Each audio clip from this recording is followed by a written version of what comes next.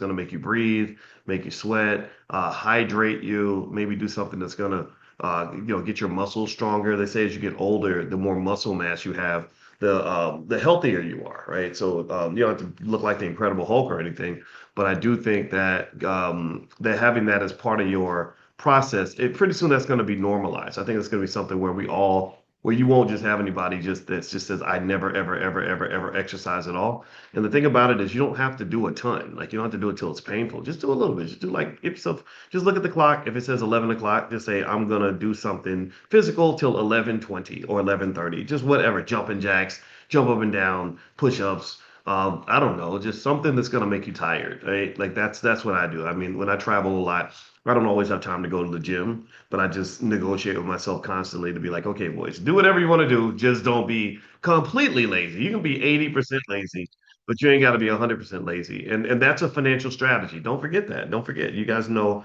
from being in this class that health problems is the number one wealth drainer of the Black community. I talked to a very good friend of mine and just yesterday, and both of us lost our mamas this year, and both of us lost our mamas for the exact same health reason. Exact same stuff. Same stuff. They out here picking off mamas and stuff. They out here, it's the white man, it's racism. They just taking our mamas and they giving them back. And it was really interesting. I was like, man, your mom died from the same thing my mom died from. Same complications, same everything. And they both have the same eating habits, same exercise habits, same everything. So I would encourage you to just understand. And then also there was a deeper conversation about the financial challenges that come up, when somebody gets sick. It's really hard to do all that. You got to be ready for that. Like, really, if I ain't help you understand that investing ain't nothing but preparation, that's all investing really is. If you stay ready, you ain't got to get ready. But you're going to have to be ready for something because something's coming. Can we agree? Give me an amen in the chat if you agree that something's coming, something big, something heavy, something hard, something challenging. Some of y'all done been through it already. Some of y'all don't see it right now, but it's coming, it's coming, it's coming. So given that you know that it's coming, you know that trouble's around the corner. You know that round yonder them hills, Lord Jesus, we gonna see the problems, and then the problems gonna be coming, and then they not gonna stop. Yes, Lord. And then when the problems show up, they gonna show up like a big dragon, looking like a demon from Jericho. Yes, Lord. Can we get an amen in the chat? Then when the demon shows up and gets in your face, you gonna say to the demon, I've been invested. I'm ready for you. I have no fear because my bank account is here. Amen. We with that. Can we go ahead? All right. Okay, Pastor Boyce. I'd be a terrible preacher. But both of my daddies were preachers. Y'all know that? My biological daddy was a preacher, and my step daddy, who is my real daddy, we don't do step. That's white people stuff, to be honest. I don't call them my daddy that raised me, the real man that raised me. Both of them were pastors, but so maybe I missed my calling. But I ain't trying to. I ain't nobody's preacher. Anyway, all right. So let's go back to this. Let's jump in. So here's what I want to talk about. Let me show y'all something. It's on my Instagram. My Instagram is Dr. Boyce Finance, and it's full of all kinds of like peculiar information and stories and stuff like that. So feel free to follow me on Instagram. It's Dr. Boyce Finance.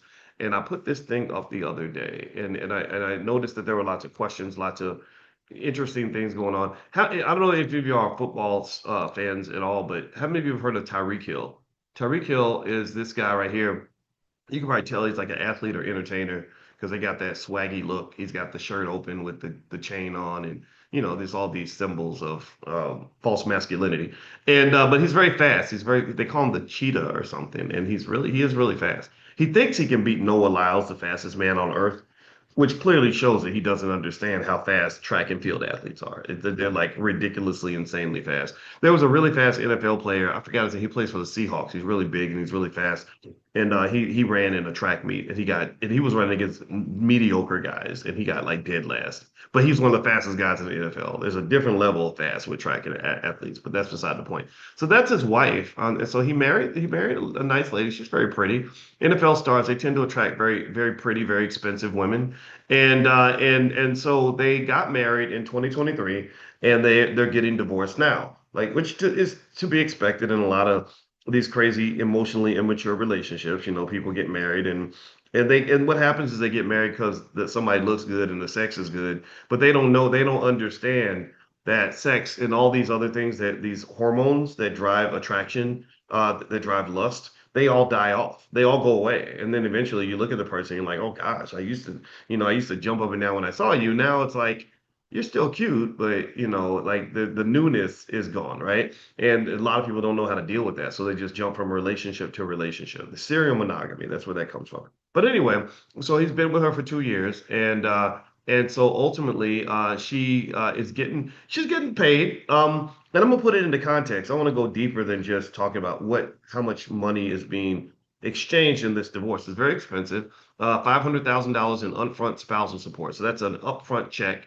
I don't, yeah, and then there's another 20 to 50,000 in ongoing. So it's like $500,000 lump sum plus another 20 to 50,000 just kind of going forward. I don't know how long that stuff is supposed to last.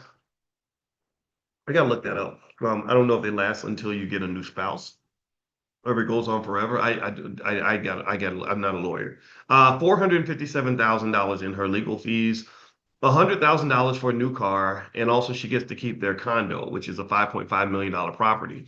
And a lot of this is based on what I've seen, driven allegedly by the fact that there is no prenuptial agreement, which effectively means that all of his NFL earnings are what you would refer to as just marital assets. Marital assets are assets that both married people have access to, almost as if she was the one, getting CTE to the head and tackling people and catching footballs and scoring touchdowns. I don't know. I don't know how fast she is. I don't know how good she is. I don't know if the Dolphins tried to recruit her too, but I know that she's getting paid as if she was a Miami Dolphin. In fact, it seems like she's going to make more money than most of the players on the football team. God bless her. Yes, Lord. Anyway, so here's what I wanted to kind of cover with some of this. This is really interesting. So apparently, also they have like this Bentley that's like a couple 100,000, and she gets to keep that. So here's what you should know in terms of context. First off, even though this is a lot of money, Tyreek Hill is a guy that seems to make enough money that at least right now he can cover it and keep it moving. Really, he can. I mean, this guy makes a ridiculous amount of money. His total career earnings are about $147 million. He just signed a 3-year deal for $90 million with Miami, a $7 million signing bonus. 59 million of that is guaranteed.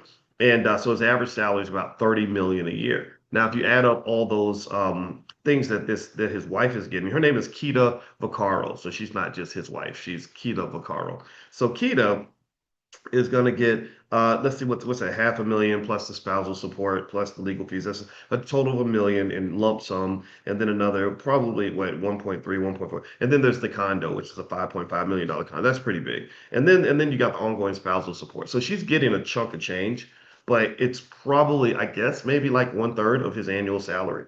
But then remember the salary, you chop that right in half because taxes and managers and all that stuff are going to eat through it. So he's going to be mad in the sense that it's going to eat through a lot of his money, but it's not like he can't survive it. But the downside of that, and this is something that was brought to my attention, but when I met an NFL, not in NFL, a Major League Baseball player right after I finished my doctorate.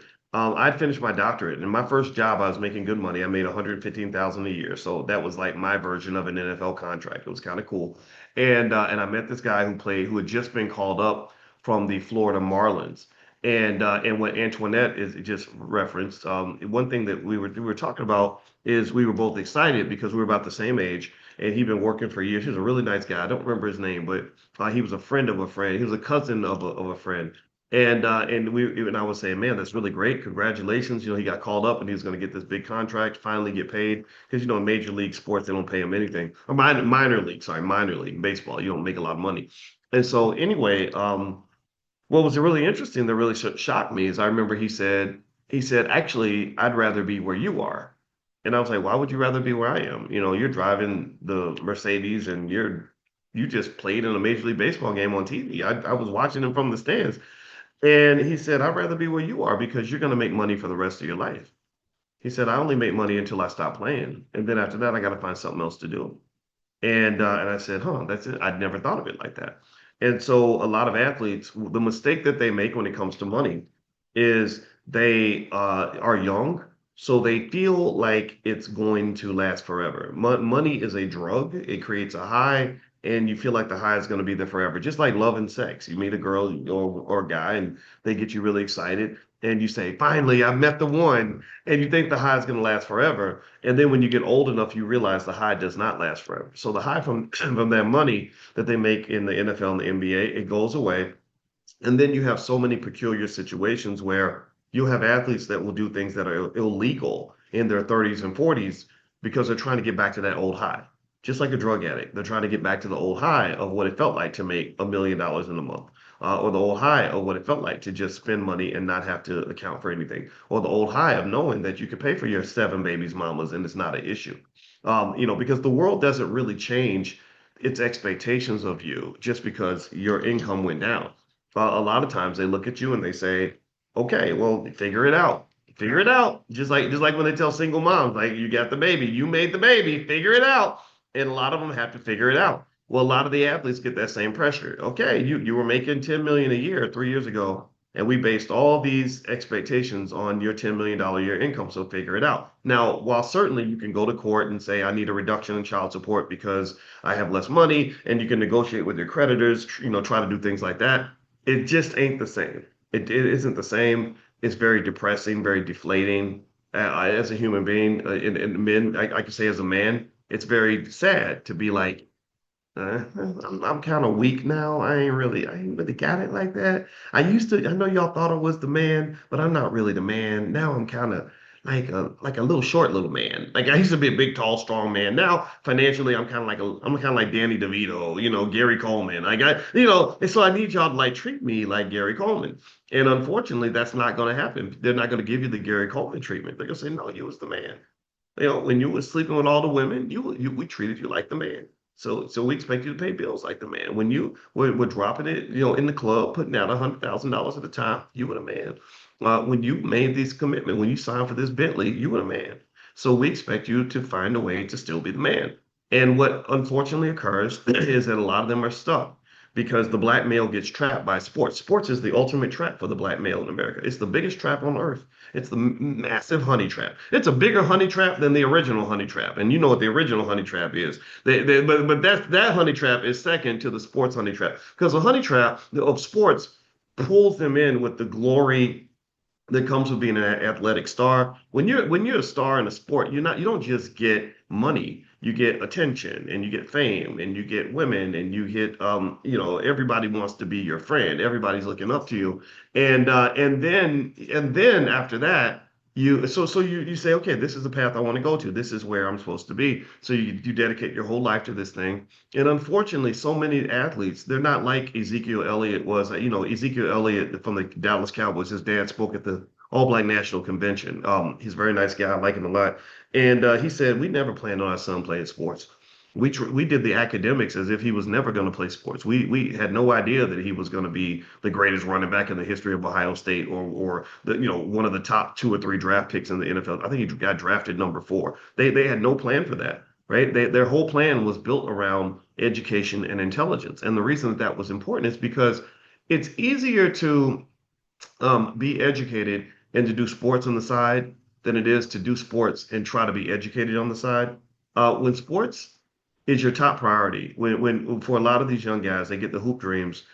So unfortunately, in many cases, those other things fall to the side, especially when they don't have fathers, like strong mentors, strong, smart fathers, not the guys who just show up to the games, but the guys who talk to them about life, education, making sure that they're just all their P's and Q's are together. Doesn't mean their mothers can't do certain things and their mothers aren't great, but there's something about when a boy gets about 13. When he gets about 13, I've noticed that's the inflection point. That's when it's a little bit tougher for his mother to control him because he's becoming a man. He's trying to figure out how to be a man. Mama can't really teach him to be a man, right? And sometimes mama teaches him to be a woman, and just come to Atlanta, and very nice people in Atlanta, but you kind of see you kind of see what you see, and it is what it is. And I'm not judging that at all. But still, my point is to say that what then happens is that you make very bad investments, unfortunately. You over invest in the sport, and from a portfolio management standpoint, like I'm saying this as a finance professor, your overinvestment in sports leads to what you refer to as a lack of diversification. Now, you all know that the number one rule of sports is to diversify. I mean, number one rule in investing, sorry, and is to diversify. Never put all your eggs in one basket. But what do you see a lot of these poor guys doing? They put all their eggs in one basket. They borrow eggs to put in the basket, all their eggs until they show up with a basket, one basket full of all the eggs, and 99.9% of those baskets get dropped to the floor. 99% of those poor little boys who dedicated everything to play sports never make a nickel playing sports. And so then at that point, for the sake of the black community, for the sake of the fact that fathers are leaders of the community, fathers are creating the next generation, you have, unfortunately, in some cases, men who are not prepared to do the more important job in life, which is to raise black children and protect black women, right? And so they get about 30 years old and the skill set really maybe isn't there because, well, I didn't study because I didn't have to. I was the star of the basketball team. Maybe I didn't even learn how to read.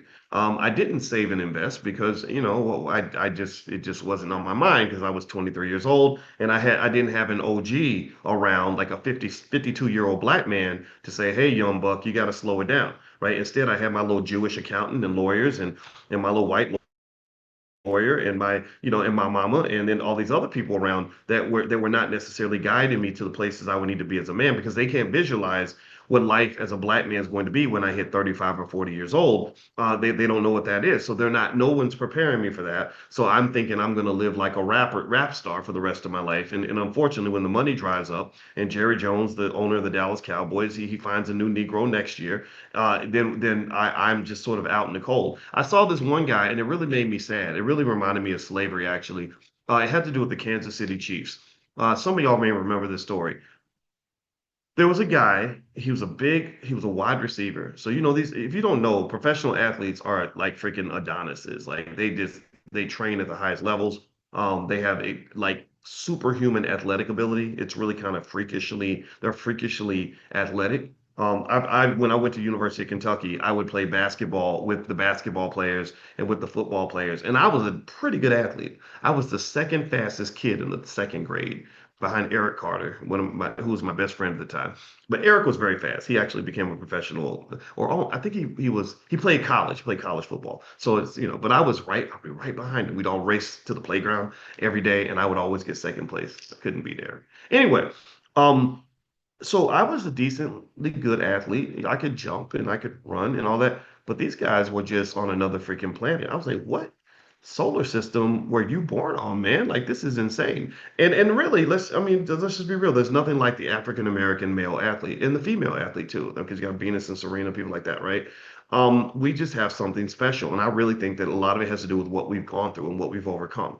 Remember, they used to breed the strongest slaves, and I don't know why everyone's afraid to talk about that. But when you do that, you create this super species of people that can just do these amazing things.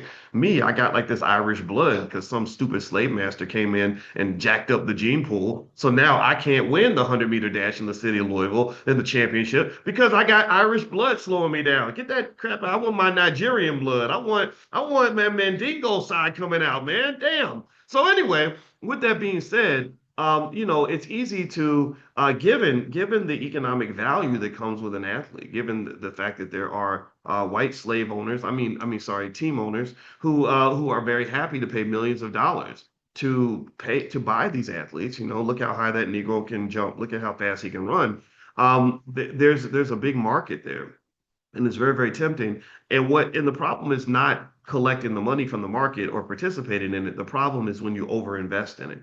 The problem is that when you sort of show that you have capacity in that one area, there are people encouraging you to not diversify. They're pushing you to say, no, no, no. Do you know how great you could be in football if you just focus and you just stick with it? And like, yeah, yeah, I know you want to do your homework. I know you want to. I used to tutor a really great athlete when I was at University of Kentucky. And I remember he was a really good football player. He was a defensive end.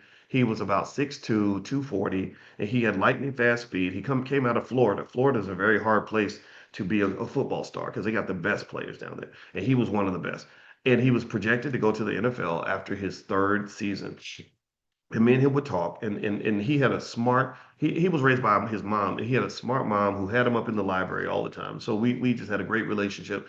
And I remember him telling me, he said, I wanted to major in engineering, but they told me that engineering would interfere with my football schedule. And so because engineering interfered with my football schedule, I was forced to change my major to, it was like general studies or something. In fact, I knew a guy that played for Vanderbilt. He said, "You would have thought we were all going to join the military because all of us majored in general studies." Right? He said we were all going to be generals. We was all majored in general studies. And you're going to Vanderbilt, man. You're supposed to be majoring in something good. So anyway, this poor guy, he got injured, like a lot of players do, and when he got the injury, that killed the whole NFL dream. And so then it's like, okay, what happens to a dream? We know about that poem, "What happens to a dream deferred?" Well, this is not a dream deferred. This is a dream that is annihilated. What happens when when some situation commits genocide against all your dreams, like every dream you had, everything that you planned for your life, everything that you sat around thinking about and sacrificing for is gone. And effectively, that's an investing sort of question because you have poured everything into this one thing, but because no one talked to you about diversification, and now that one thing is gone. Well, now that has murdered your wealth in the sense that everything you thought that was going to make you rich and successful and everything else is gone. So then what? And this is my bone to pick with professional sports is Black men are powerful and amazing. They have so much they can offer the community that is worth trillions of dollars collectively in the sense that if every Black man is fully prepared to invest, build wealth, highly educated, raising kids to the best of their ability, building strong families, black wealth jumps by $5 to $10 trillion in the next decade. Just like that. Just like that, because stable families build wealth, intelligent people build wealth, investors build wealth. So if I had it my way, I wouldn't stop Black men from playing sports because we're good at it. I like sports too. But what I would then do is I would make sure that you're as good at sports as you are good at that you're as good at everything else as you are at sports. Primarily, you're as good at education as you are at sports. So you are a great athlete, but you're also a straight A student. That you're as good at wealth as you are at sports. So yes, you are a master wide receiver, but you're also a master investor. You're a master real estate developer. You're a master entrepreneur. That you are as good at being Black as you are at sports. What does that mean to be Black? Well, you can decide that for yourself. I'm not here to tell you that, but I would say being in the Boyce world, being Black means I'm down for the Black community. It doesn't mean, but it doesn't just mean I'm down in terms of talking about it. It means I'm down in terms of being about it. In my world, being Black means that I'm showing up for my people. I'm showing up for my mama. Like I talked to my friend the other day who told me his mama died the same time, around the same time my mama died.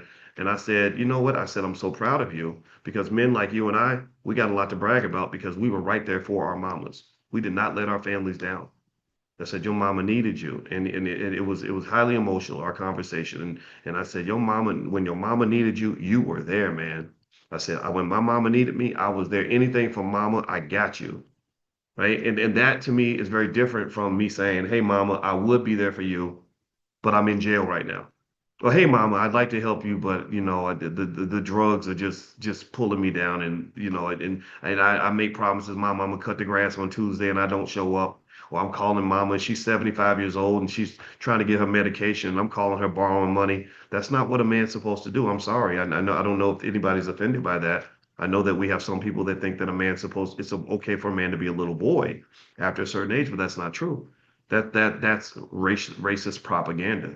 But many of us have seen this. Many of us have seen the baby boys in our community, and many of the baby boys, unfortunately, are just men that were not prepared. They were not prepared for life. And if they're not prepared for life, the question is, well, who didn't do their damn job? Who didn't get you ready? Because I know you was prepared for the basketball court. I know you was prepared to win that state championship in football. So somebody prepared you for that shit. Why didn't they prepare you for the real job?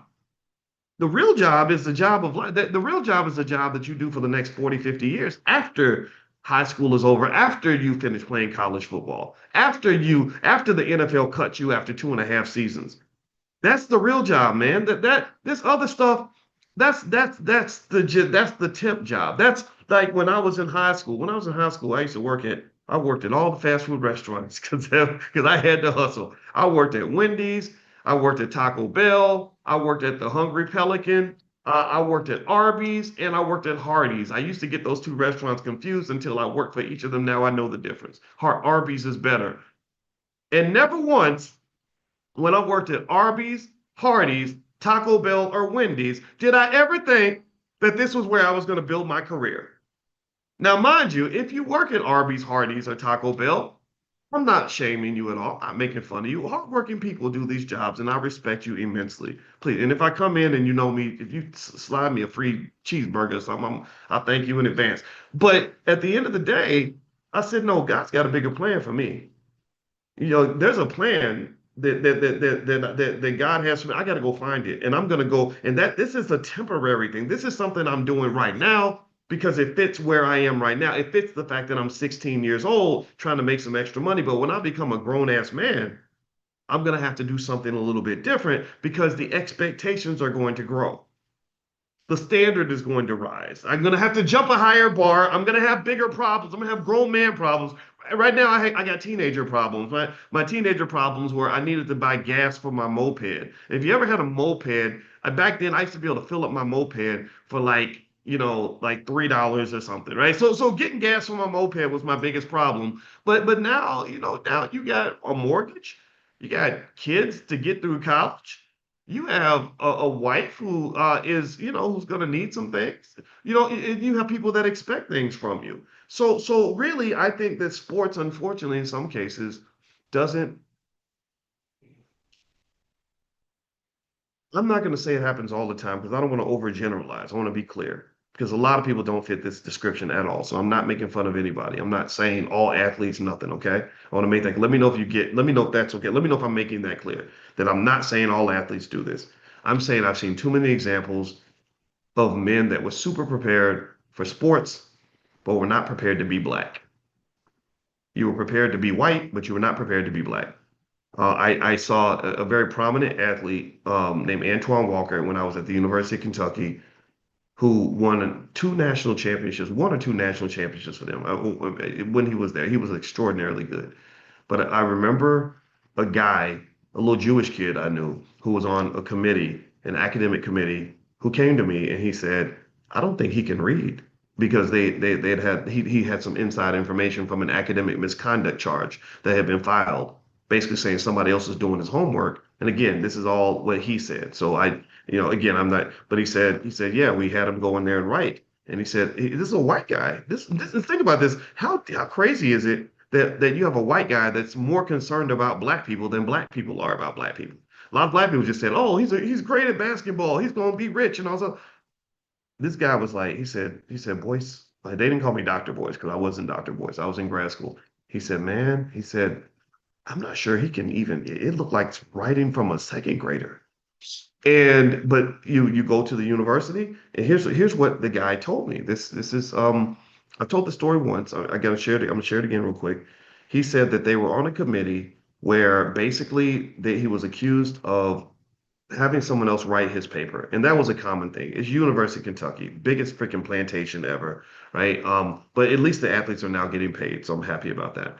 And so this professor, who obviously didn't know the rules of the plantation, filed an academic misconduct charge and said, he didn't write this paper. I believe he cheated, whatever. So they had this committee, and on the committee, they had four professors and three students. And the reason they had four professors and only three students is so that the professors could outvote the students in case they did something crazy. So he said that when they had him go into a room and write for 30 minutes, they said, just write about anything, and we're going to compare this writing to the writing from this paper. And so he got the writing. He said the first one, he said what he wrote in that room looked like it was written by a second grader who was about to fail his class. It was, he said, it was like you put an adjective where there should have been a verb or a noun, like just like sentences that didn't make any sense. The other one looked like it had been written by Edgar Allan Poe himself. And so he said it was pretty clear. He said, to me, he said it wasn't even hard to figure it out. Like we all voted, like, okay, yeah, this isn't his writing, right? So all three students were like, yeah, he's guilty. Well, you know what happened? According to this guy, he said they got outvoted by the professors. The professors said, yeah, we agree with you, but our school makes $20 million a year when our basketball team wins a national championship. So we're gonna just get this guy on. And so when you fast forward years later, And you see that Antoine is now most famous for the fact that he made $108 million. Generational wealth, by the way. That's massive amounts of you could build $1 billion company with $108 million. You really could. Like so like literally a person managing that kind of money could literally leave his descendants over $1 billion very easily. It's not hard to do with the right advice. All that generational wealth disappeared because that's his claim to fame that he blew through all of his money, and I feel terrible having to tell that story, but I have to tell it because this is just one of probably 10,000 examples of where a massive opportunity was lost in the black community because they did not prepare the athlete to be black. They prepared him to be a player, but they did not prepare him to play the game of life. And that's something that comes from it comes from the fact that when an asset in our community is identified, like a great athlete, first thing they do is they pull him away from his community. How many of y'all notice that? First thing they do is they say, well, you don't want to be around your friends and family because all they're going to do is to take your money. Or don't be around your parents because your parents are going to be wanting to drive nice cars because you're doing well. And Ezekiel Elliott, the Dallas Cowboy star that came to the All Black National Convention, his name's Saladin Muhammad. He made a good point. I loved it. I love the fact he said, I was feeding this boy before y'all even knew who he was. Been raising him since he was a baby. I have mentored him to make him into the man he's going to be. He said, I drove to Ohio State in a hoopty. He said, I'm not leaving this school in a hoopty. He said, if I made this son into this multi-million dollar asset for you, why should I be driving a hoopty? And that makes perfect sense. Well, that make you invested in that child, you should benefit as well. I don't know why people think the parents are supposed to be in the projects while the son's in a mansion. That don't make no sense. And what's really funny is I really think that it's a pimp game. I really do. I really think that what they're really saying is it's okay for us to get rich off of your black children, but it's not appropriate for you to get rich off your black children. I say kiss my whole entire black ass because if anybody's going to benefit from the investments made by the black community, it's going to be black people. It should be black people first, black first. We should be taken care of first. I mean, and in fact, we should be taken care of so well that there ain't nothing left for you. I don't understand the athletes that go and they're all black until they get big, and then suddenly they're surrounded by a bunch of white people. Where were those people at when you were shooting jumpers in the gym? Were they feeding you after school when you were hungry and didn't have no money? Were they that coach that gave you a ride home when nobody would pick you up after practice? Were they coming to help you out in the middle of the night when something happened crazy inside your house and you needed somewhere to stay? Were they there for you then? No, they were not. And what happens is that after the money's gone, after the love is gone, right? After the money's gone, after you done went broke, they ain't gonna want you no more then. They gonna drop your butt right back off in the hood. They say, okay, we've used him up now. You can have him. He's like an old banana peel. So here, just take him. He's got a bunch of babies, mamas, and STDs and a drug addiction now, and he ain't got no money. And so here now he's a member of the black community, and that's when people start becoming pro-black. Like remember, OJ, OJ became real black after he got accused of murdering that white woman. But before that, OJ didn't want nothing to do with being black. But when you're in trouble, you always turn it back to the black community because we're so full of love, we'll re-accept everybody, and you know that we might become your last resort. And I don't think the black community should be your last resort. I think that we should be your first resort. Why would your family be your last option? That should be your first option. Those should be the first people that you take care of. So anyway, let me finish up with this thing with Tyreek Hill, so we can sort of talk about this thing with the divorce. That was actually the intention of the conversation, but you know how it is. There's so many other tangential issues to jump into. Before I do that, I want to mention really quickly. Don't forget the 5-year pledge is basically. I'm warning you. I'm gonna repeat this 10 billion times because I want to change our habits, and repetition is how we drill into our own subconscious minds to prepare ourselves for the future. So the 5-year pledge is where I'm asking everybody who cares about your family to spend 5 straight years making consistent investments in your stock portfolio and don't sell the stock. It is sacrilegious to sell the stock. If I find out that you sold your stock or sold too much of it, we're going to fight. So I need you to invest, leave it there, pick a bill, You're already paying bills. Pick a bill, match the bill, give yourself a matching program. Don't wait for your boss to do it. You can do it because you are the boss. You are your boss. You are your own leader. And basically, and that's right. John Trey said, "I don't want no smoke." That's right. You don't want no smoke from me because I can fight. And so what I want you to do is invest consistently in some S&P 500 index fund, something in the stock market. Randomly pick stocks if you want to, and do that consistently. And after 5 years, if you did say 500 a month to match, say your car note, you would have roughly between $30,000 and $40,000. There's no guarantee in terms of the exact amount, but it will be a lot more money than you have now. And what would happen is that would mean that most of you would be at least some degree of financial security. Some of you are more advanced, so maybe you can go to 1,000, you can go to 2,000, whatever. If you go higher, then the numbers double and triple. And then what happens is we form a habit, and we're doing this for the next 20 or 30 years.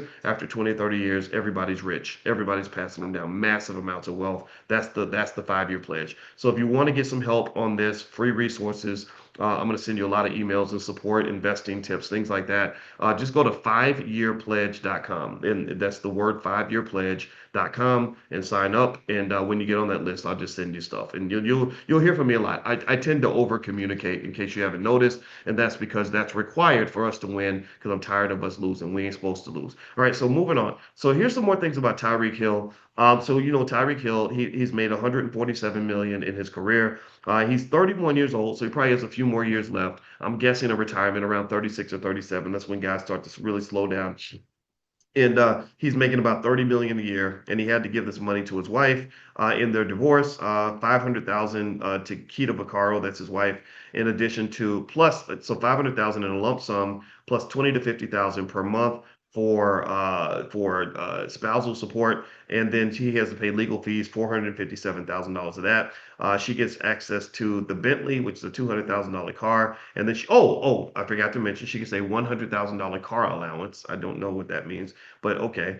And also she gets exclusive use of the waterfront condo, and he has to pay the mortgage, insurance, utilities, internet, and health insurance for both her and their daughter Capri. So apparently they have a child together. I didn't see anything about child support though, so I'm wondering what that's going to be. But anyway, moving on. Oh, he's paying the 20 to 50,000 while the divorce proceedings are going. So I guess while the divorce proceedings are done, when they're done, everything will be settled. And what's interesting is that 130 court filings have already accumulated, which means this is pretty complicated. Marriage, remember, marriage is a legal contract, and that legal contract can lead to complications.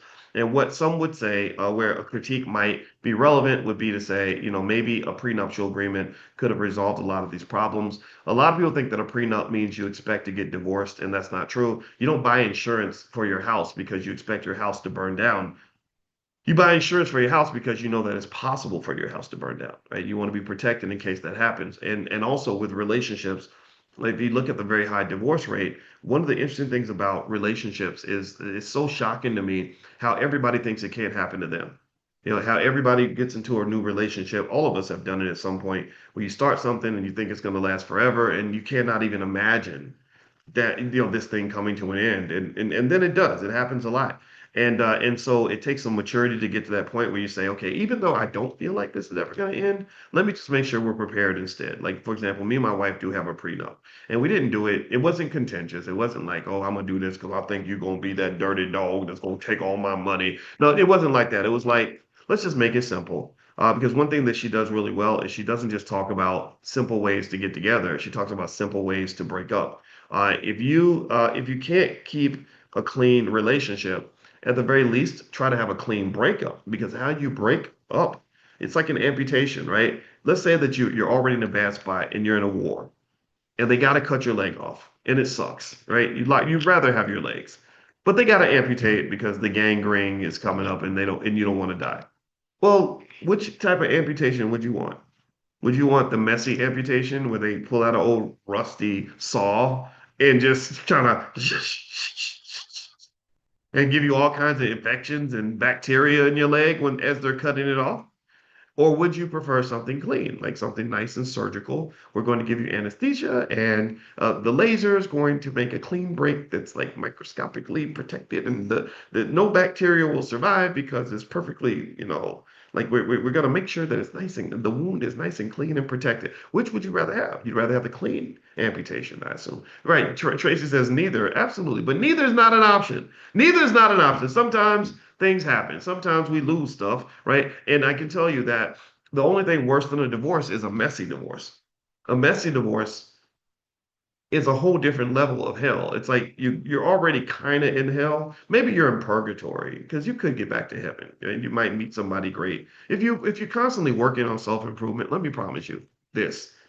If you're constantly committed to improving yourself and learning and growing and from all your experiences, you'll almost always end up in a better situation than you were in before. Relationship wise, economic wise, everything. Because what you have, if you have a growth mindset, meaning I'm deep into self improvement, I'm learning constantly, I'm growing constantly. If I make a mistake, I'm going to capitalize that and turn that mistake into an asset, not an expense. An expense is where you spend money and it's gone. An asset is where you still spent money, but you got something to show for it, right? So there's a difference between me wasting $200,000 at the club versus me spending $200,000 on a house, right? So really, I can guarantee you, if you have a growth mindset, and I'll tell you a little secret. This is TMI, but I'm gonna tell you anyway because it's relevant.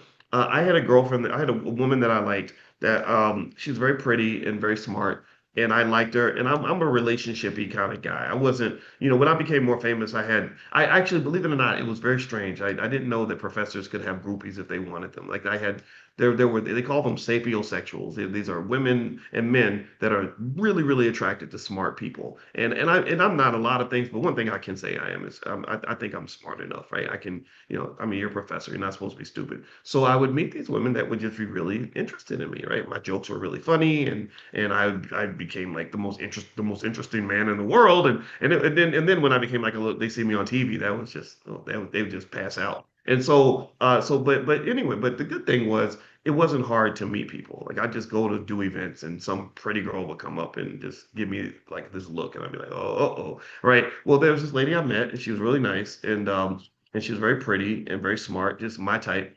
And we had a little relationship and I wanted to date her and she didn't want to date me though for very long. I think she wanted to date me for a while and then she moved on and whatever. And it was fine.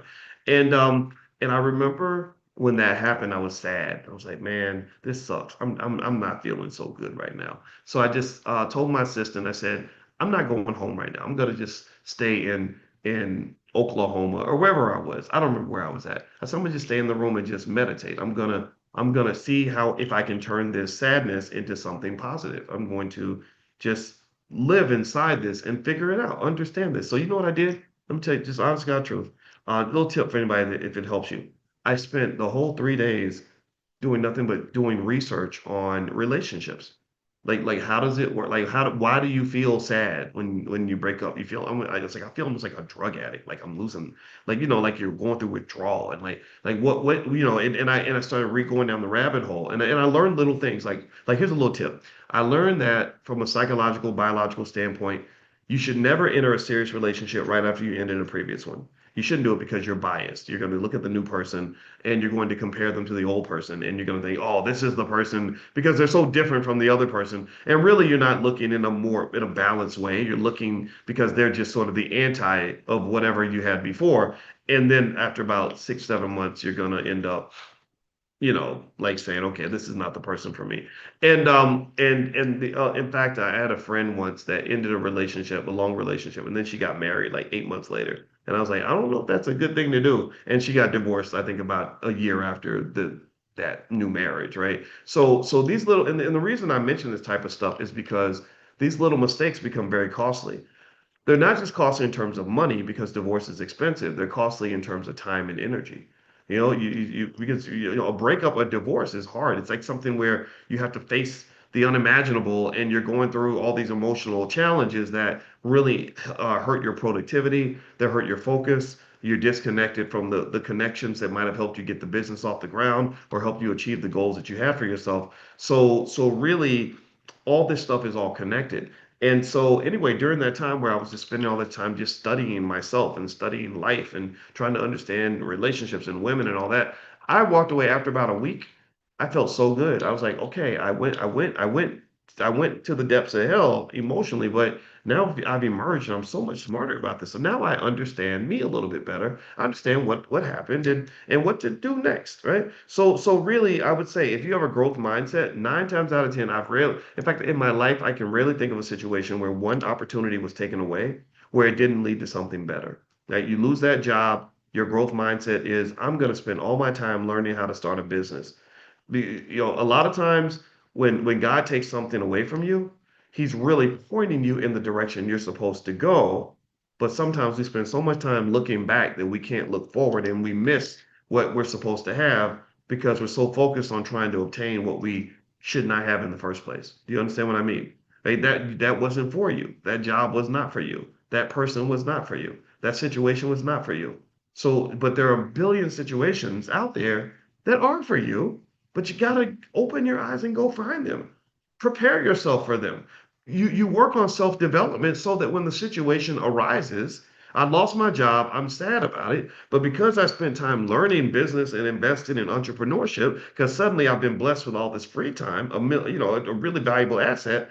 Now, when that $1 million opportunity walks past me, I'm gonna grab that sucker because I'm gonna know what it looks like. A lot of people miss wealth because they can't even identify it. They don't even know what wealth looks like. I've seen it. I've seen it myself. I've seen people literally get offered amazing opportunities and they can't see it because their focus is off. It's like I can't see nothing up close with my glasses on. So I can, but I can. Well, actually, I can. Sorry, I can't see things far away. I can see things that are up close. So literally, I got my glasses off, and I'm like kind of almost half blind, and literally $1 million could walk by, and I wouldn't see it because all I can see is what's in front of me. Right. So put your damn glasses on. Right? Knowledge is really allowing you to see. It gives you consciousness. Consciousness is sight.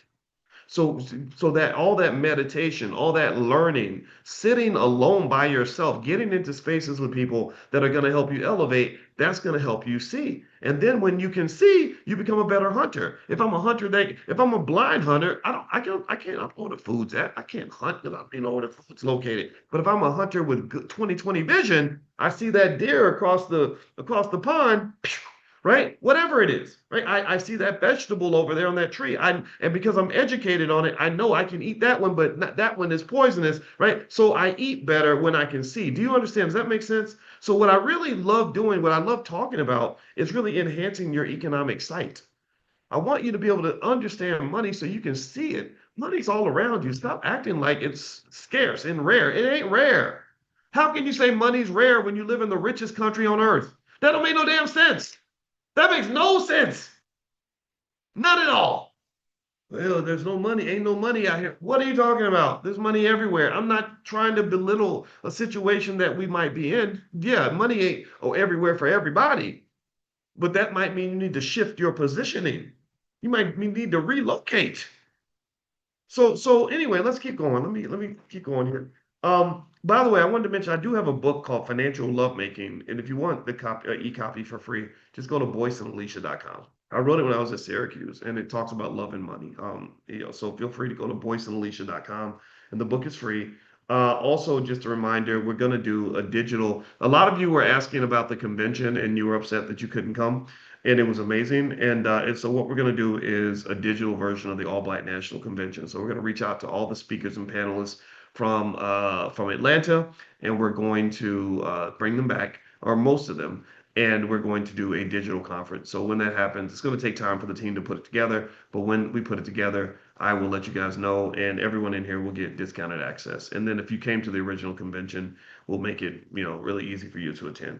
All right, so with that said, let's finish up on this thing with Tyreek Hill and this crazy marital situation. It's not surprising. I think honestly, a lot of athletes have brain damage, and I think that affects their decision making. Antonio Brown is a wide receiver who plays the same position as Tyreek Hill, And you can't tell me he doesn't have significant brain damage. This man is he's a lunatic, and there's nothing worse than to be a crazy man with a whole lot of money. You're just gonna do a whole bunch of crazy stuff, and I think this poor guy, I really worry about what's in store for him long term.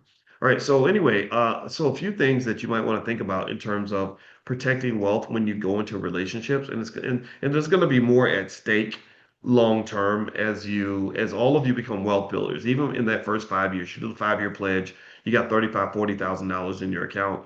Even that's going to start to change your life. And when you do this for 10, 15, 20 years, and you got 100,000, 200,000 around, you have to really start navigating the world a little bit differently and not thinking the same as you did before. So the first thing that you want to keep in mind that Tyreek Hill is dealing with here is there's a liquidity thing. There are lots of people who, when they get wealthy, they just kind of have some sort of access to cash. That's what liquidity is. It's how easy you can convert your assets into cash. And so you get a divorce settlement that requires you to write a check for $500,000.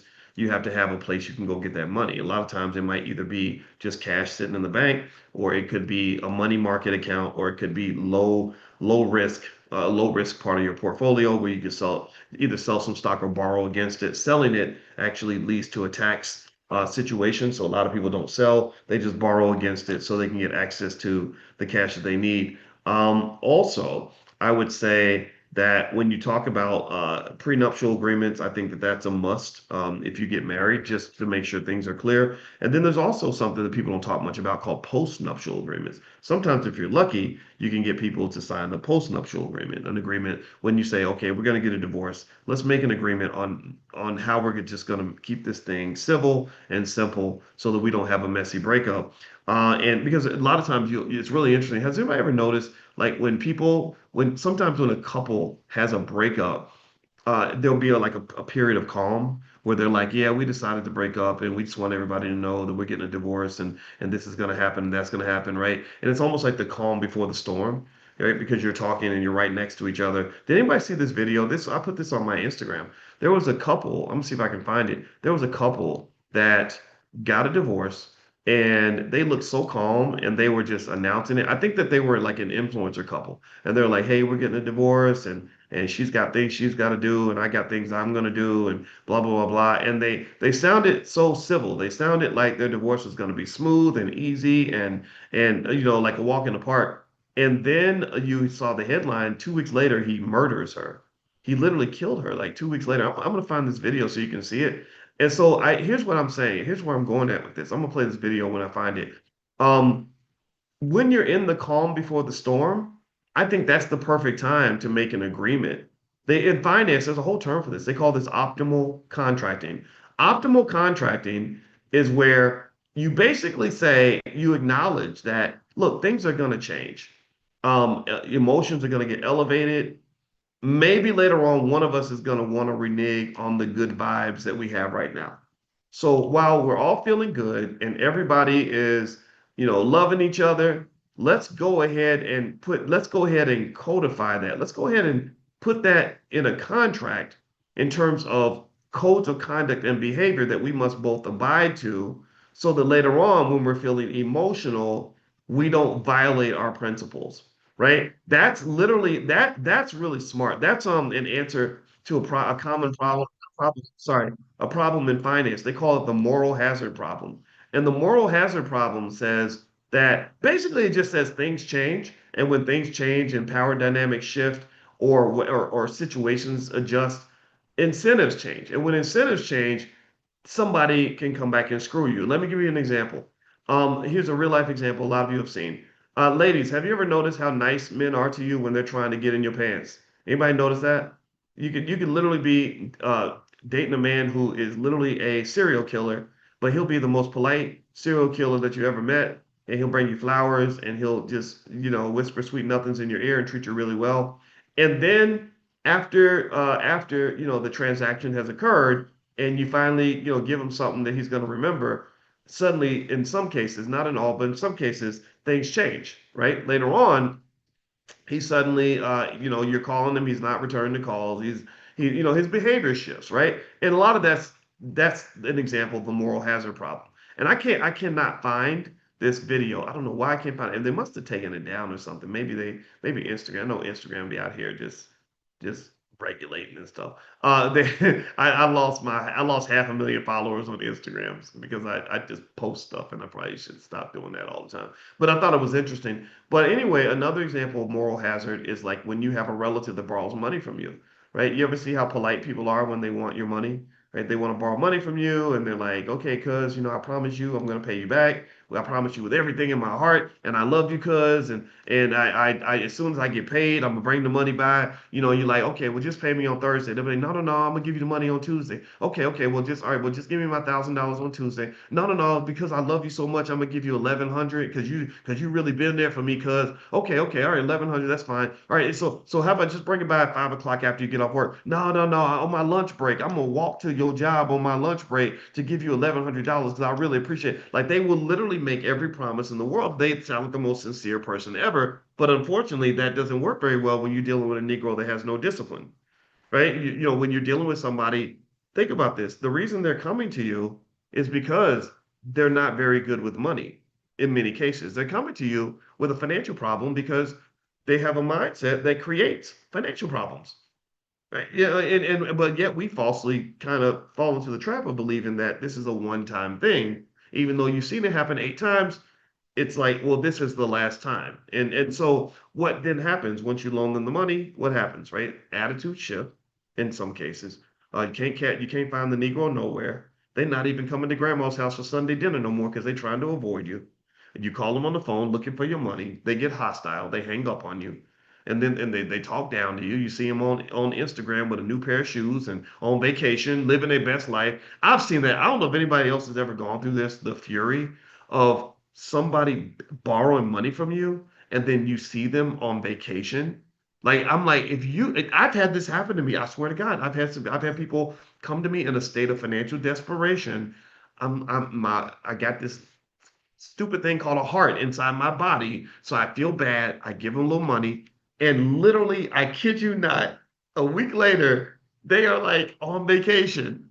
And I'm pissed. I'm like, I paid for that shit. Like, what are you? I'm over here working and you on vacation. So some people will literally use sympathy to get you to fund their best life. Wow, because they know that you're making the sacrifice and they can benefit from that. You're working hard, they're on vacation, you're investing, they're blowing it at the club. You are being financially prudent, they're not. You have a good credit score. They didn't think about their credit. They sitting on the 520. And I hate saying it like this, but this happens to so many. It even happens to me. And like real life, this probably happened to me in the last year. So moral hazard that's kind of what it is. So moral hazard is the fact that things change. And because things change, the solution to the moral hazard problem, this is something deep in finance. They've written thousands of research papers on this because mindset is a big part of wealth. Finance professors have written papers on this. Psychologists have collaborated with finance professors to write papers on this. The solution to the moral hazard problem is what they call optimal contracting. You get a contract in place not because you don't trust people, but because you know that they're human. You know that we're both human. And also, contracts build trust. Contracts, that's not just me making sure you're going to do what you say you're going to do, but it's also me holding myself accountable. So you live in a world where people don't like accountability. People don't like that. They like to talk, but don't like anybody sort of forcing them to follow up with what they said. And that violates trust, which undermines the strength of the Black economy. How can I invest in you when I can't even trust you? I give you my money and you disappear. So that's why you have things like collateral, which might be part of a contract, which basically says, okay, I have more faith that you're going to do what you say you're going to do. Because if you don't do what you say you're going to do, that's going to be your ass. Right? Look at Uncle Nearest. Look at that situation with that loan. That bank loaned them $108 million. And it wasn't based on a credit score. It was based on collateral. They said, you got so many bottles of whiskey. And if you don't pay the loan, we can come and we can go get the whiskey.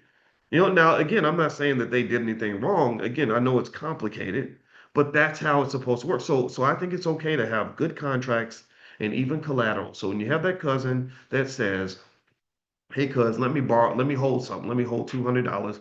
I'm like, okay, great. So you gonna pay me back? Yeah, yeah, yeah. You know I'm gonna pay you back. I'm gonna pay you back on Tuesday on time. I'm gonna pay you back ahead of time. I'm gonna whatever. Okay, great. So since you know that you sure you're gonna pay me back? Yeah, yeah, yeah. I know I'm gonna pay you back. I promise you. On God, right? Okay. So since you know you're gonna pay me back, and I know you're gonna pay me back, let me hold the title to your car as collateral in case you don't pay me back.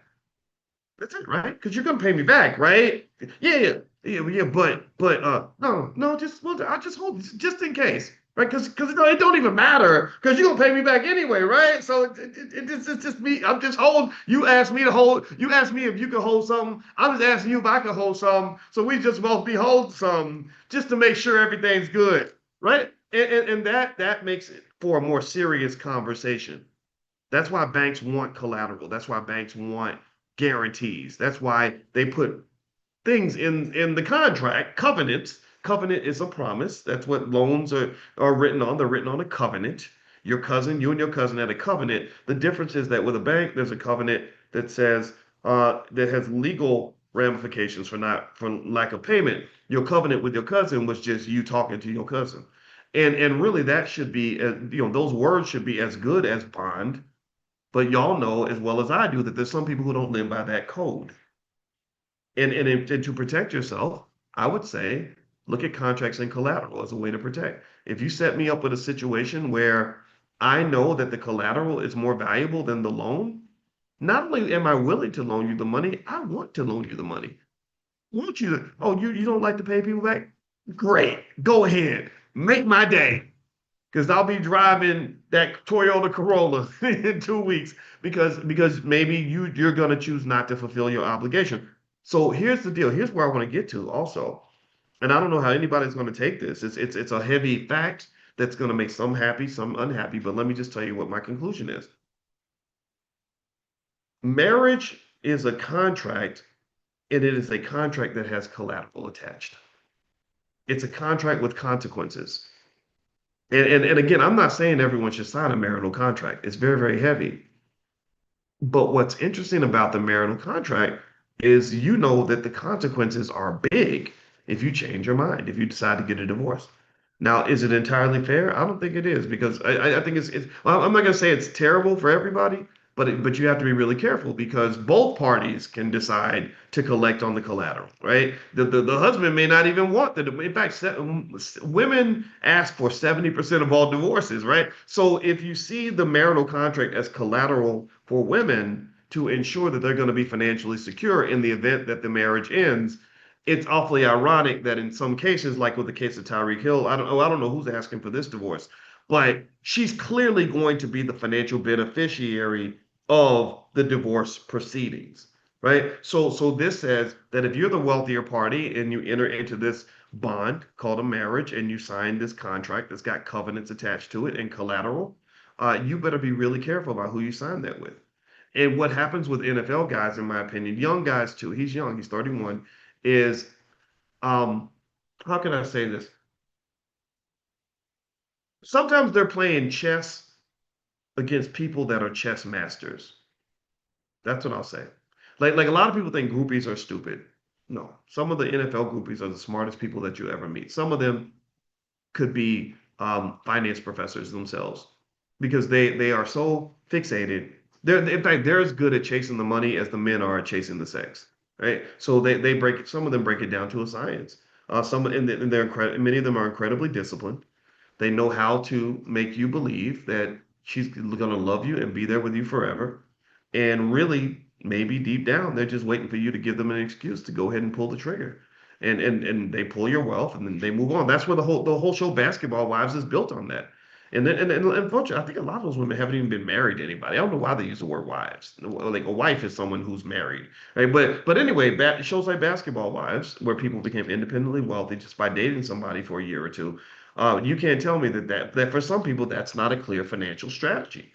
And in fact, I know it's a financial strategy for some people because there is also the argument to say that when your goal is financial survival, then why would you tie your life to someone who can't help you to do well financially? Like, why would you waste if you have something that's precious and valuable that people want? Why would you give it away to a broke person? That some people will make that argument too, and I don't think that I don't think that's a totally incorrect way of viewing things, right? Given that financial security is so important to women, not because they choose this, but because there's 100,000 years of evolutionary biology that says that women are more attracted to men with resources. If you study the things that women are attracted to versus men, men are visual. They're looking for signs of youth and fertility and all these other things. Women, they're a little more complex in that area. It's from what I've read. Again, I'm not a woman, but I read a book called What Women Want Men to Know by Dr. Barbara DeAngelis, and I literally looked up some of the science on it. Women, like if a guy has resources, he becomes more attractive. So they see a man that's got some wealth and some power and things like that, and or even intelligence. Or that's why being funny is attractive because comedy is a sign of intelligence, right? So intelligence and wealth and power become incredibly attractive to women. And it's not because they're a bunch of gold diggers who are trying to take a man's stuff. It's because they're trying to survive. And that's just a reality. But then men, same thing. Men are trying, it's on a subconscious level. They're trying to make sure their genes survive to the next generation, all this other Darwinian stuff. And so they are, inevitably, I know it makes some ladies mad, but there's a reason why that old rich guy is looking at the 30-year-old or whatever. I know we demonize it, but there's a reality to it. And so anyway, moving on, let me finish up. Let me wrap this conversation up because we've been going for a while. So here are a few psychology theories to help you understand what happens in situations like Tyreek Hill. And I thought that this would be interesting to kind of break up. One is attachment theory that basically says that the way we bond early in life, it really shapes how we view intimacy. So with money, if you have someone that has what's called an anxious attachment, they might overspend to prove their love to somebody that they are in love with, right? So maybe if I'm an athlete and I've got a lot of money, I use my money to attract women because maybe I don't feel that other parts of me are worthy, and so I'm gonna do this in order to bring you in. But unfortunately, the challenge though is that when you have money, this is why you'll never see me being flashy. I have no interest in being flashy. People figure out that I probably have some money because I talk about money all day long and I'm an expert on money, but I don't, but they're not gonna get it because I showed up on Instagram, wearing a $3,000 suit and a Rolex. I don't, or we're jumping out of a Bentley and all that. Those are all signals. You're sending signals and symbols to communicate your wealth. And sure, you're going to get attraction, but you're going to attract certain kinds of people with a certain kind of mindset.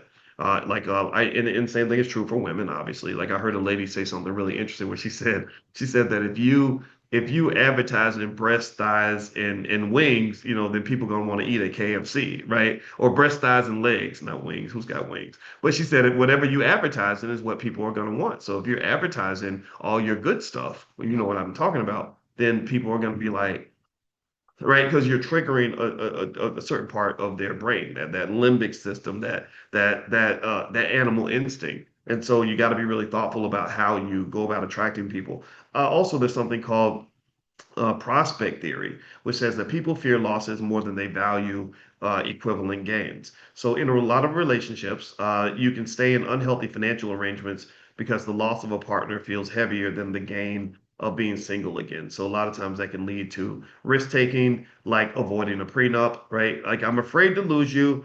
Because so I didn't get a prenup, or I signed the prenup because I'm so scared to lose you. So a lot of times, people will try to say the prenup's invalid because they were forced into it or coerced into it. There have been times where I think I saw an athlete who said he was about to get married. He asked his bride to be to sign a prenup. She refused to do it. He said, "Well, I'm out of here. I'm not going to marry you." And so you imagine you're sitting there and let's say you want a prenup, and let's say that your spouse says, that means you don't love me. And you say, no, it doesn't mean I don't love you. It just means I just want to make sure we're clear on the terms. Some people are mature enough to accept that. Some people won't. And I do think that that's data, that's information. That's something to pay attention to. Because a person, and this is another reason why there's an argument to be made about the fact that when you're looking for a partner, you may want somebody that's equally yoked. And we talk about that in terms of religion, but I would talk about that also in terms of wealth and finances. I think that if you have a lot to lose, you're taking a big chance when you get together with somebody who has nothing to lose. Because if you have a lot to lose and they have nothing to lose, you got 10 million in the bank and they have zero, they have 200,000 in student loans, You really think they're gonna let you walk away scot-free? You really think that? Like I mean, even if you sleep with that person, you really think they're gonna just let you just walk in, take what you want, and then walk out, and you got 10 million in the bank? When all she got to do is make an accusation and say, "Oh, I think he raped me" or something, right? And then they call the lawyers and say, "Hey, this thing happened, and I don't have any proof, but I am a white woman, and I can go to the court of public opinion and cry, and you're going to end up paying $5 million, and you're going to lose another 30 million in endorsements. So just write that $3 million check, and we'll just be done with it." And this is a real thing. This is something that I don't know why people think that this doesn't happen. It happens all the dang time, all the time. Another one is what they call cognitive dissonance theory. And it basically says that when actions clash with your beliefs, we rationalize bad choices to reduce discomfort. This happens a lot because we have a kind of a sheepish society. People are not, generally speaking, in my opinion, I think people are afraid to tell their truth if they think that other people won't understand it or agree with it. Studies show that 70% of all people will follow the crowd, even if the crowd is wrong. And so that means like even if you have a leader that is showing that they're corrupt or doing terrible things, there are people that because they just want to believe in this person no matter what, they're not going to stop no matter what. No matter what terrible thing the person does, they're just going to keep believing, believing, believing. Like I really believe that he's going to build that school, even though it's been 14 years, right? School's going to get built, right? And when I run into that, I see it and I stop. I don't say another word. I say, "You're right. I hope it works out. Good luck. I believe you," right? But still, at the same time, maybe MAGA, that would be another example. There are people that will never question Donald Trump because they just believe Trump is their hero and that's it, no matter what. Same thing on the Democratic side. I see that happen all the time, right? And so cognitive dissonance theory does that. And the reason people will keep going, they'll keep over investing in the wrong idea, right? Which they in finance is another term for that, like called sunk costs. Like they don't have consciousness of the sunk cost. They'll keep on investing in something because they're already there, and moving into a new set of ideas or stopping that investment is very painful for them. So long story short, an example in a relationship is that, if you see yourself as smart with money, you may ignore a lot of red flags about your partner spending and maybe believe that love conquers all. Or maybe if you are in a situation where you are convinced that somebody loves you for who you are, you might end up making irrational choices. And so what happens in a lot of relationships, I have concluded, and I'll end on this, is that love is a deeply irrational process. It's really like taking a drug. You really are like almost like a drug addict when you first fall in love. And when you're not rational, it's very easy to make mistakes. It's easy to make long-term commitments that will cause you some problems later on.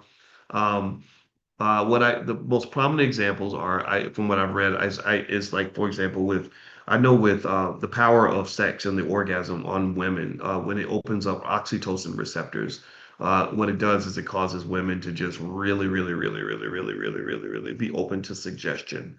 And so typically like those guys that got like 14 babies mamas, that pretty much tells you, oh, he probably has figured out, he's cracked the code. He's figured out how to get women to trust him on a very deep level and to make long-term commitments like having his kids and stuff like that. And then they, in some cases they regret it.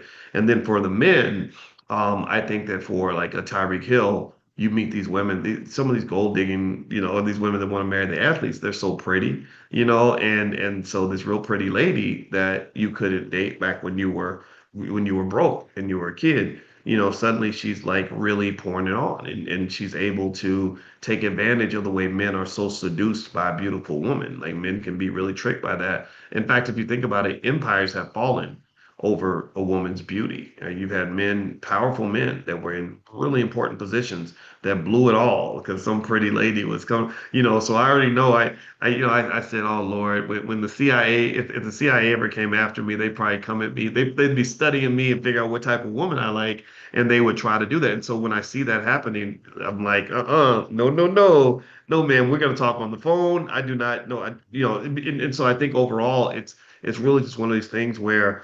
If you're not aware of that, and I think with the athlete culture, it's a very anti-wealth culture because what happens is hip hop culture and athlete culture encourages men to be very promiscuous and to really go after things when it comes to women, like just to the point where there's just so many women around, and so it ends up being very costly long term.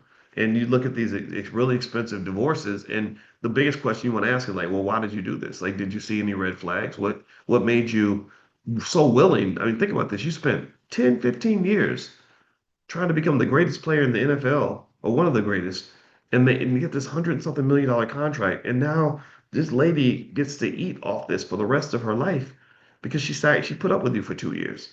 Um, that maybe speaks to the need for some sort of it speaks to the importance of emotional intelligence when it comes to protecting wealth. That's what I would say. Emotional intelligence. Emotional intelligence. I think it doesn't mean that you get rid of all your vulnerabilities. It just means like awareness. It's consciousness. It's sight. Like it's like you say, man, like I love a chocolate chip cookie. So don't even put no chocolate chip cookies in front of my face because that's gonna make me mess up my diet. Right? So it's not like you ever talk yourself into not liking chocolate chip cookies. I think that's an impossible task. But I think it's rather saying, I'm not going to play with God. I'm not going to play with Mother Nature. I'm not, if I know I'm a recovering alcoholic, I'm not going to trick myself into believing that I can work in a bar and still be safe. Keep me out of the damn bar. Right. And so, or maybe when you have the relationship, if you have that friend that can really be honest with you and really help you see what's going on, I think that's really important. It's just like when you're drunk, you need somebody to drive you home. But some people are so arrogant that they will literally just grab the keys and start driving because they think that while they're in love, they're able to make rational decisions. And all the data pretty much says that you can't. So knowing thyself, thank you, Calvin McWilliams. There he is, the smartest black man in America. Um, when you know yourself, you love yourself, or when you know yourself, you have the opportunity to love yourself if that's what you choose to do. And also you can protect yourself from yourself. So maybe that's a point we can walk away on, right? That most of the time I have found that when Boyce didn't get what Boyce wanted, the number one adversary that Boyce did not overcome was Boyce. I am my own barrier to almost every single thing I want in life. And that is both sad, it's intimidating, it's humbling, but it's also a joyful revelation because it gives me one problem I gotta solve to open the door to all my wildest dreams. If I solve that one problem where I know myself and I can overcome myself, then ain't nothing on this earth ever going to be able to stop me. So if I can overcome my fear, if I can overcome my laziness, I overcome my temptations, I overcome my distractions. Oh, watch out. Watch out. Because ain't nothing you can't have at that point. So keep that in mind, and don't because I see a lot of times we get taken by our own arrogance. I think that there are a lot of people where I can have this conversation with. First off, I've been talking for an hour and 15 minutes. Most people don't have the attention span to listen to anything for over an hour. But then on top of that, look at how many mistakes people make in relationships that end up destroying everything they have. You done lost your job, you lost your endorsements. Shannon Sharp done lost probably $100 million worth of wealth. Right? And a lot of it I think is because we're just not we don't have the self-awareness, nor do we have the humility to say, okay, I gotta make a decision. I gotta decide what kind of person I'm gonna be. So in my own personal life, there's a reason I married a woman that had a little bit of her own money because I figure if you got your own stuff, you ain't gonna be trying to come take mine. You're protecting what you have, so I ain't gotta watch my back and feel like I gotta take care of you for the rest of your life in case things don't work out. So keep that in mind as you make decisions and talk to your kids about this stuff because this is real stuff. I don't, in fact, I don't even think about this. Process this for a minute. Does it really matter that Tyreek Hill worked his ass off for 10, 15 years to make, that first 20, 30, $40 million if now he's just going to give it all away because he has no discipline when it comes to women? Does it make any sense? No. You literally were working for her, dude. You were her employee. Why? Well, because here's the thing. Pay attention now. Warren Buffett says that wealth is nothing more than a transfer from undisciplined people to disciplined people.